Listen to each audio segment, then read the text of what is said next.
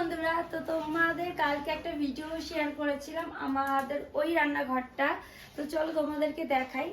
এই যে দেখতে পাচ্ছ টাইলস বসানো সুন্দর করে একটা রান্নাঘর। এটা কিন্তু আমার একটা শখের রান্নাঘর। আর আমার রান্নাঘরটা হলো গিয়ে আমার রুমের ভেতরেই।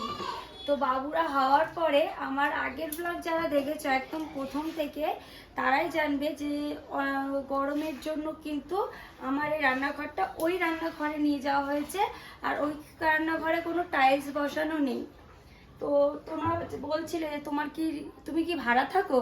আমরা ভাড়া থাকি না গো, আমাদের নিজেদেরই বাড়ি, কিন্তু ঘরের ভিতরে আমার এই রান্নাঘরটা রয়েছে। এটা একটা রান্নাঘরই ধরতে পারো। আমাদের আরও রুম রয়েছে, কিন্তু ওই রুমে আমরা থাকি না, পরবর্তীকালে অন্য সময় আমরা থাকবো। তো দেখতে পাচ্ছ এই যে এখন এগুলো রাখা হয়েছে, বাবুদের এই জামা কাপড়ের বাস্কেট, তারপরে ওদের তো এখানে মানে আমরা ওইখানে রান্না করে এখানে নিয়ে আসি।